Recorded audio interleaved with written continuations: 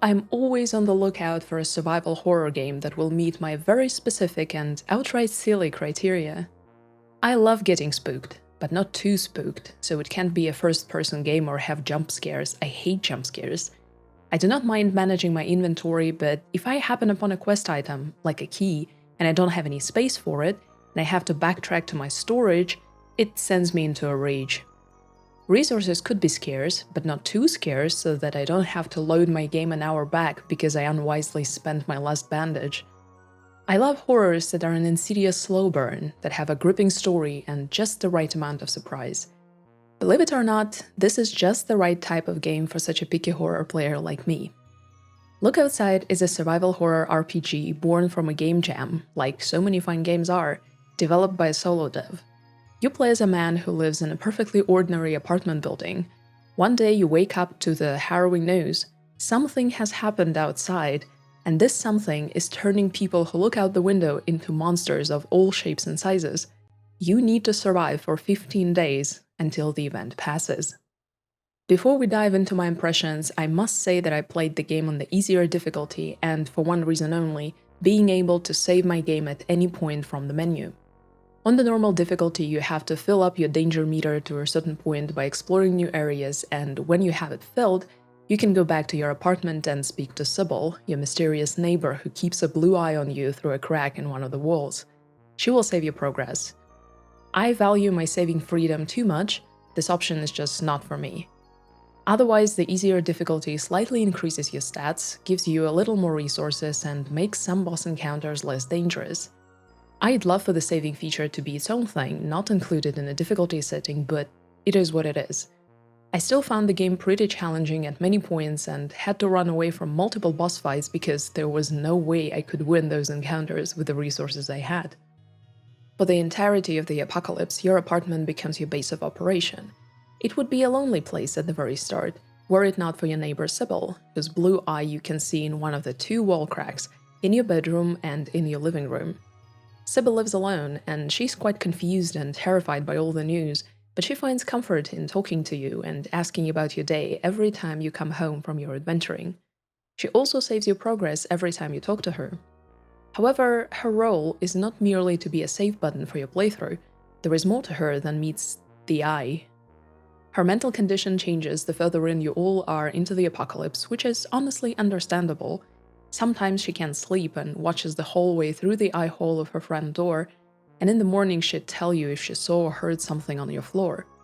You share whatever crazy stuff happens to you during the day, and she would always comment on it. Sybil is a grounding presence in the insanity that is Look Outside, and it's always very uplifting to come home from a long day of surviving and see her blue eye in the wall. It is equally terrifying to come home and realize that she's not there, and you have no means of contacting her because she never opens her front door, even for you. In your apartment, you can do various things between your exploration sessions. For example, you can cook nourishing meals to replenish your health and stamina points that you can then spend on special actions in battle. Cooking new stuff improves your cooking ability. Where do you get the food, I hear you asking? It's not like deliveries are possible. Well, the people mutating apocalypse is the perfect time to get to know your neighbors better and also clean out the fridges of those who do not really need food anymore for various reasons, so that it doesn't spoil, you know. You can also play video games in your apartment, and not only does it pass time, but it also gives you experience and improves your stats. Upon completing a game, you gain a new ability that you can use in combat, and this must be my single most favorite thing in the entire game. There are so many game cartridges that you either already have, can find in other apartments, or buy from merchants that there is absolutely no way you can gain all the abilities in one playthrough. You cannot really know what ability each game will give you. You can gauge that the management game will likely give you something for the benefit of your party rather than an offensive skill, but that's about it. All skills I gained through playing games I found to be extremely useful, which is a sentence true for both my real life and Look Outside.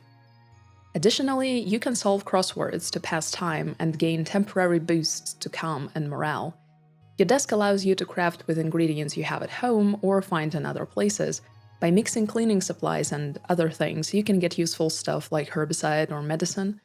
Of course, there is also a bathroom where you can brush your teeth twice a day and shower to keep your hygiene stat in order.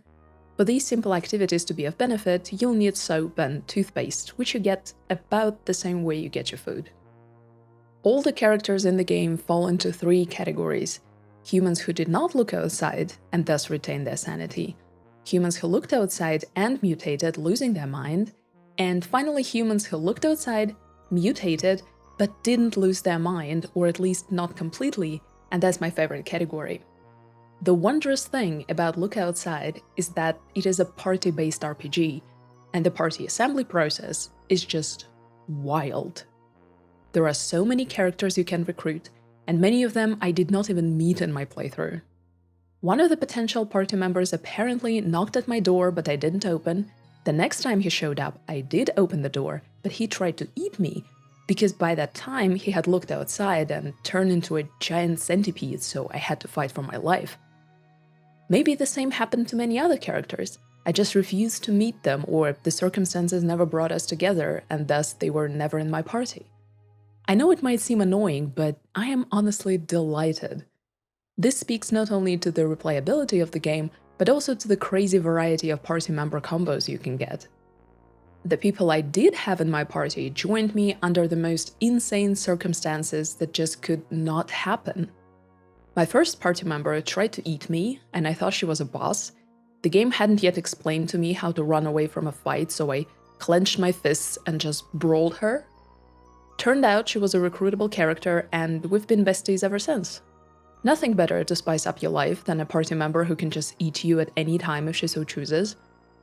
Another lady just knocked at my door late at night. Usually the knock at the door events happen in the evening when you come back from a long day, and they can resolve in a number of ways. You can just ignore the knock and not open the door, or you can ask the person on the other side who they are and then decide if you want to open. It might be a merchant, a potential party member, a boss fight, or just a one-off event like a wounded dude who'd buy bandages or other healing supplies from you. Because I was usually exhausted from my long day and my stats were low, I was always very careful about the door knocks, at least before dinner.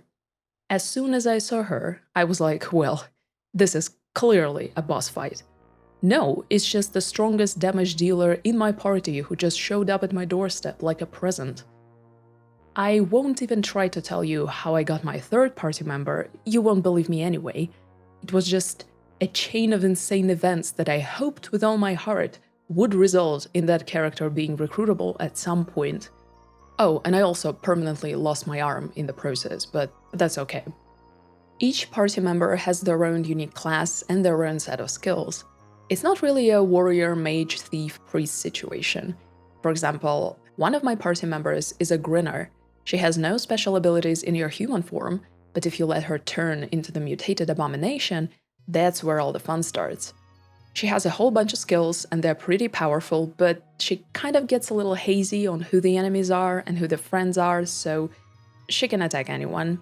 Most of the time it's the enemies, but sometimes, if a character is knocked unconscious, it's a pretty big deal because you need to revive them with special items that are fairly difficult to come by, expensive to buy, and just one of them I think can be used in the heat of battle, so I always use the grinner very sparingly. Amazing power though. My other friend is a stalker. Most of her abilities are enabled by a slashing weapon, like a knife, so I always scavenge for those. She can stalk an enemy for one turn and then do increased damage, or just go on a rampage slashing wildly at multiple enemies. As her bloodlust is sated, she gets another set of abilities. It's honestly incredible how many unique but well-balanced skills each character has.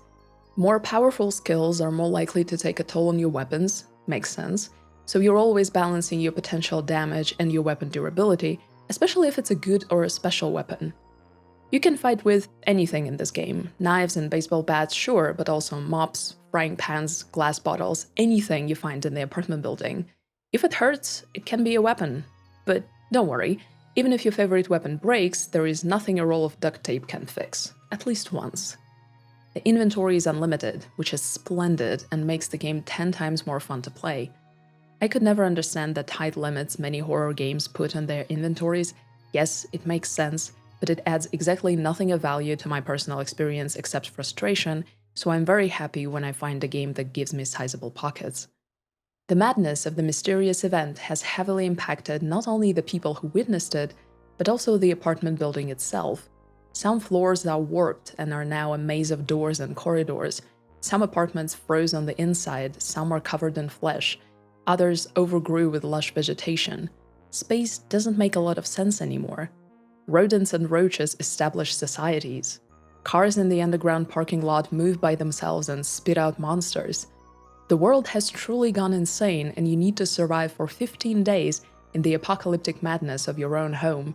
But what if you can solve this whole situation in the process? Look Outside does have a main quest that I won't spoil, and a few side quests that have to do with your neighbors and unfortunate situations they find themselves in. What the game does not have is a journal or a quest log of any kind, so prepare to listen carefully and maybe even write down some notes. Sometimes when you shower or brush your teeth, and I love that the developer chose specifically these actions because it's so true to life, you will have something of an internal monologue, remembering someone who asked you to do something, a detail of the main quest, or just reflecting on the events that occurred during the day. This is your only way to recall that there is a side quest pending. Very often, there are several ways you can go about completing a side quest, and some of them the game doesn't really tell you about, expecting you to rely on your own human logic. I found it fascinating that the game accommodates every single quest-solving path, and in great detail too. Not many games do that. So every time when presented with options like kill mutated neighbor or just leave them to their misery, I thought, is there anything else I can do that the game is not telling me? Would I try something else in real life? This approach works out more often than you'd think. Look Outside looks terrifyingly gorgeous with its incredible pixel art and more monster designs that I could ever imagine. The sheer amount of artwork is staggering. When you start a fight, there is the creature's artwork in the distance, then another one up close, then they might split open to reveal their true form, in this phase at least. There are additional limbs and heads and weapons in all kinds of places. The creatures are not animated, but I think it only increases the impact. Together with unique sets of skills personalized to their particular mutations, every battle you fight is its own terrifying experience.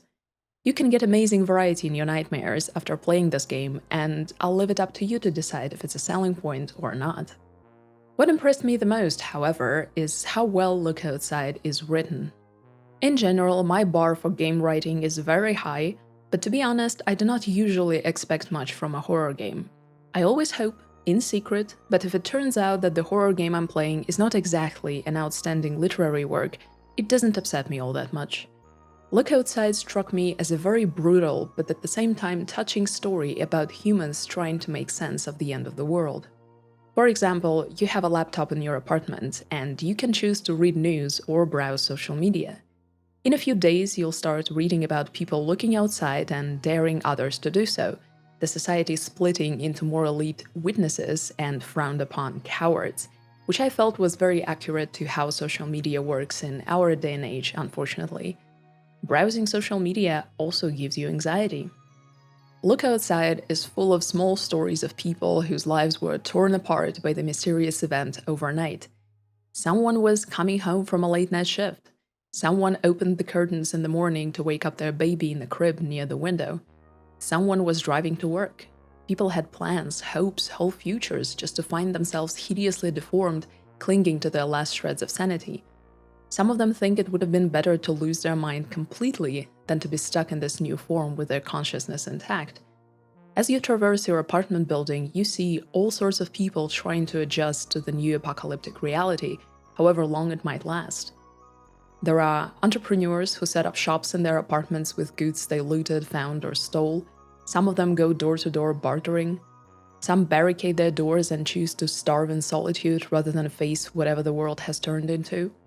There are so many human stories to be witness to, some heartbreaking, some hilarious, some terrifying. My favorite one, and the one that for some reason has moved me the most, has to be the neighbors in the cafeteria. At one point, you get to the cafeteria to find that it's full of friendly monster neighbors who just chose to stick to their routines. There is a bunch of people having coffee, and when you talk to them, they tell you that they've been having coffee together for years in this cafeteria every morning, and it's not gonna change now. Yes, some of them don't have mouths anymore to enjoy said coffee, some have way too many, but it doesn't matter at all. It's tradition. Apocalypse or not, the morning cup of coffee is the pillar that holds everything together. Look Outside is truly a highlight of my gaming year, and I highly recommend you give it a try. It feels truly boundless while being a fairly concise experience that will take you about 10 to 15 hours. I've played quite a few games in my life, and I feel like I generally know what to expect, what direction a game can go. Not here though. Every time I set out of my apartment, I could never know where the day would lead me. Sure, the floor exploration and later the main quest guided me, but otherwise, anything could happen. A knock at the door, a boss fight, a companion, who knows? Maybe I'll meet a new friend in the labyrinth that the first floor turned into. Maybe I will get into a nightmare of one of my neighbors and won't know how to get out. Maybe I will be attacked by a walking furnace, or a giant spider will ask me to bring back all its spiderlings. Or maybe I will find people hiding in the basement cooking soup from mutated mushrooms and try to guess now which of these events actually happened. Look Outside is a great game to stream, if you do that, or to just play with someone else. Not because it's too scary to play alone, not at all, but just to share the experience. Funnily enough, my Look Outside playthrough coincided with me reading Wool, the first book in the post-apocalyptic science fiction trilogy Silo by Hugh Howey. In the afterword, A History of the Darkest Yarns, he's pondering why we as humans have been historically obsessed with the stories about the end of the world. In the past, we were afraid of the wilderness of the Earth, of the dark woods and vast oceans, while now, with our planet all mapped out, we tell stories of extraterrestrial threats or the Earth returning to the uncharted state of wilderness. I'll quote a passage here. Our lives have always felt tenuous. We depend on each other and on our technology, but we also rely on our cleverness and guile. Disaster stories are horrors wherein we're separated from the former, but also fantasies where we are rescued by the latter. We wonder, if we were left alone in the wilderness with nothing more than our courage and our imagination, would we survive? As I'm writing this, the game just got its 2.0 update called Final Vision that adds new areas, new decisions, new encounters, and a whole new game mode. An exciting time to jump right in. Highlighting video games made by small teams or solo developers continues to be one of the joys of my life, so I'll keep doing that. If you've played Look Outside, don't hesitate to share your experience in the comments below. Thank you very much for your time, and I'll see you in the next one. Take care.